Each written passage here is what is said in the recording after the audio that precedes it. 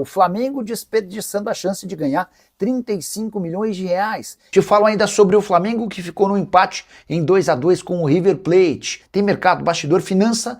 Fala aí pessoal, sou Jorge Nicola, bem-vindos a mais um vídeo do canal. Sempre bom ter vocês por aqui, sem perder tempo. Pedir para deixar like, se inscrever no canal e ativar as notificações. E o Flamengo ficou no empate em 2-2 com o River Plate, no primeiro dos amistosos que estão sendo feitos em sua intertemporada em Portugal. O jogo aconteceu nessa sexta-feira, o River Plate abriu o placar com o Driussi, logo no comecinho, 6 minutos de jogo, erro do Jorginho na saída de bola e o Driussi se aproveitou. O Flamengo empatou aos 29 com o Samuel Lino, depois de boa roubada de bola do Jorginho, que havia falhado no primeiro gol. 2 minutos depois, aos 31, Bruno Henrique driblou de forma desconcertante o jogador do River Plate para fazer 2-1. Ele, inclusive, na comemoração do gol, mostrou uma tatuagem referente ao título da Libertadores de 2019 contra o próprio River Plate. Só que, aos 37, mais uma vez com o Driussi, o River Plate empatou.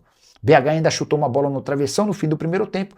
Na etapa final, as duas equipes mudaram bastante. Os jogadores, o ritmo caiu e a partida terminou mesmo em 2-2. Técnico Leonardo Jardim, depois do jogo, disse o seguinte, abre aspas, foi um bom teste entre duas grandes equipes. Conseguimos no primeiro tempo ser mais fortes do que o adversário e criamos situações. Infelizmente, pequenos detalhes e erros proporcionaram os 2 gols deles, mas fizemos coisas positivas. E você, torcedor do Fla, o que pensa sobre essa intertemporada em Portugal? Vale a lembrança de que o rubro-negro ainda joga nos próximos dias contra o Benfica com ingressos esgotados. E o Flamengo vai deixar de faturar quase 35 milhões de reais. Tudo por causa de uma treta do Real Madrid contra o Atlético de Madrid. Não deve ter entendido nada, eu explico. O Atlético de Madrid estava contratando João Gomes, volante revelado pelo Flamengo. E o rubro-negro, como clube formador, tem direito a 3,5% do mecanismo de solidariedade, além de 10% do valor de uma venda futura. O volante que pertence ao Wolverhampton, o time foi rebaixado para a segunda divisão e a negociação com o Atlético de Madrid estava avançada, operação de 45 milhões de euros ou 270 milhões de reais. E é por conta dessa circunstância que o Flamengo ficaria com cerca de 35 milhões de reais. Só que o Atlético de Madrid desistiu de contratar o João Gomes. Tudo por causa do Real Madrid e do empresário do atleta. Aí a gente precisa voltar um pouquinho no tempo para lembrar que Bernardo Silva, meia português que pertencia ao Manchester City e que ficou livre do seu contrato com o City na metade do ano, tinha um acordo verbal para jogar no Atlético de Madrid. Bernardo Silva e Jorge Mendes, seu empresário, haviam acertado com o Atlético. Só que os dois voltaram atrás, quebraram a palavra e assinaram com o rival Real Madrid. Diante disso, o Atlético de Madrid disse que não negocia mais com atletas representados pelo Jorge Mendes, caso, por exemplo, do João Gomes. Sendo assim, o volante do Fla não vai para o Atlético de Madrid e tem seu futuro indefinido. Pior para o Flamengo, que deixa de faturar 35 milhões de reais. Hora de falar sobre o primeiro jogo definido das quartas de final da Copa do Mundo. Na próxima quinta-feira, às 1h30 da tarde, teremos França e Marrocos. As duas seleções que venceram seus jogos nesse sábado. A França fez 1-0 no Paraguai, com marcado de pênalti apenas no segundo tempo. A verdade é que a França não jogou bem diante de uma enorme retranque e catimba dos paraguaios, bem ao estilo Libertadores da América. Mbappé e Olise foram figuras discretas, com participações pequenas. Olise nem sequer finalizou no gol. Já o Mbappé marcou de pênalti depois de uma falta cometida em Doué dentro da área. O Doué não começou como titular, entrou no segundo tempo, fez bonita jogada, driblou 3 paraguaios e sofreu o pênalti convertido pelo Mbappé. Importante registrar que se a França não melhorar, talvez não tenha vida tão longa quanto eu imaginava. Já Marrocos está classificado para as quartas de final depois de bater o Canadá por 3-0, mas quero te antecipar que o resultado foi enganoso. A seleção canadense foi melhor do que Marrocos durante vários momentos da partida, mas os africanos se aproveitaram das oportunidades que apareceram para enfiar 3-0 e chegar a 33 partidas de invencibilidade. Nessa sequência, por exemplo, empate com o Brasil na fase de grupos e empate com direito à vitória nos pênaltis contra os holandeses na fase anterior. A segunda quartas de final será conhecida nesse domingo, com o jogo do Brasil contra a Noruega, de quem falo daqui a pouquinho, além de México e Inglaterra, partida que marca a despedida do México da Copa. pelo menos como anfitrião. A cidade do México, o Estádio Azteca, vai receber esse confronto com casa absolutamente lotada e enorme pressão em cima dos ingleses. Acabou vazando o hotel onde os ingleses ficaram hospedados na cidade do México e enorme barulho durante a madrugada para impedir que os atletas dormissem. Dentro do estádio se imagina ainda mais pressão, com o México tentando garantir pela primeira vez em sua história a classificação para as quartas de final do Mundial. Se vencer, pega o vencedor do confronto de Brasil e Noruega, de quem começo a falar a partir de agora. O Brasil enfrenta a Noruega às 5 da tarde desse domingo, no MetLife Stadium, em New Jersey, tentando quebrar 2 tabus. O primeiro deles, nunca venceu a Noruega. A Noruega é a única seleção entre aquelas que disputam o Mundial com frequência, que nunca perdeu para o Brasil. Foram 4 duelos, com 2 empates e 2 vitórias dos noruegueses. O Brasil também não vence uma partida de mata-mata contra europeus desde 2002. Na oportunidade, vitória contra a Alemanha na final do Mundial, que valeu mais um título brasileiro.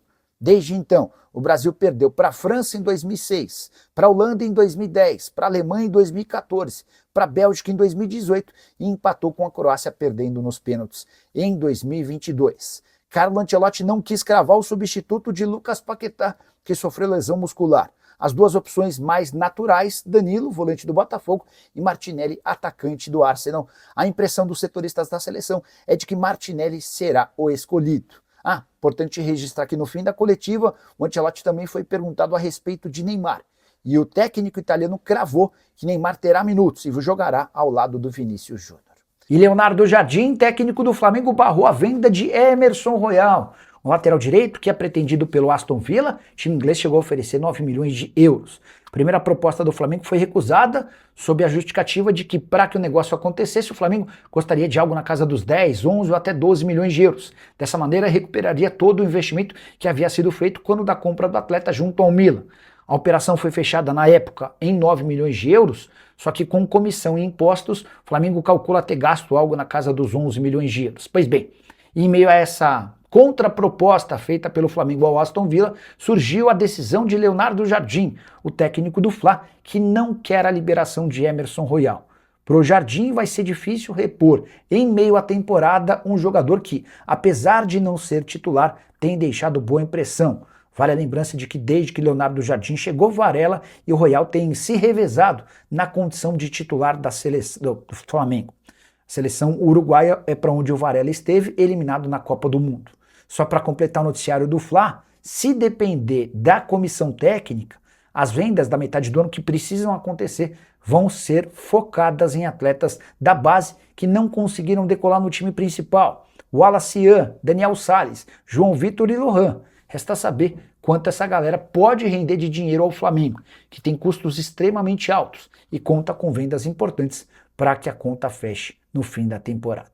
Você acha que o Flamengo acerta ao rejeitar negociar Emerson Royal? Ainda estou com uma pulguinha atrás da orelha em relação a essa história. Se o Aston Villa bater 12, 13 milhões de euros, será que o presidente BAP vai mesmo recusar a oferta? O que você faria se estivesse na PLD? Já usa o espaço para comentário. Não esquece de deixar like e se inscrever no canal. Hora de falar sobre rival do Rio, rival do Flamengo no Rio, que está de olho em Everton Cebolinha. É que o Fluminense ofereceu um pré-contrato ao atacante, cujo vínculo no Fla se encerra em 31 de dezembro. Só para explicar um pouquinho melhor essa história. Cebolinha foi contratado pelo Flamengo por 13 milhões de euros, 13 milhões e meio de euros junto ao Benfica. O fato de não ter sido negociado até o último ano de contrato fez com que o Flamengo tivesse que bancar mais 1,5 milhão de euros ao Benfica. Ou seja, a operação de compra do Cebolinha custou ao Fla 15 milhões de euros. O problema é que o contrato dele se encerra em 31 de dezembro e não há nenhuma possibilidade de renovação. O Cebolinha já deixou bem claro que não tem interesse em renovar. Diante desse cenário, ou o Cebolinha sai agora, no meio do ano, ou ele espera para assinar um pré-contrato e se mudar para o próximo clube de graça, sem custos, a partir de 1º de janeiro. O Fluminense, ciente dessa história, já procurou o Cebolinha e tenta convencer o atacante a assinar esse pré-contrato. A ideia é que ele saia de graça no fim da temporada. Embora exista nas Laranjeiras a expectativa de que, caso o Cebolinha aceite um pré-contrato, de que o Fluminense procure o Flamengo e tente um acordo amigável com cifras bem inferiores ao que se imaginava no caso do Flamengo. O que dá para cravar é que o rubro-negro terá Everton Cebolinha por bem pouco tempo ou saindo quase de graça na metade desse ano.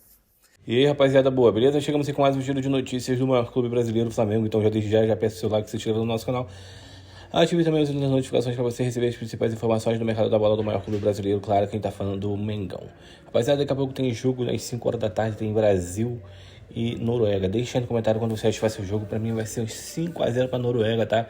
4 gols do Haaland e 1 gol contra aí do Marquinhos, né? O Marquinhos vai fazer um gol contra.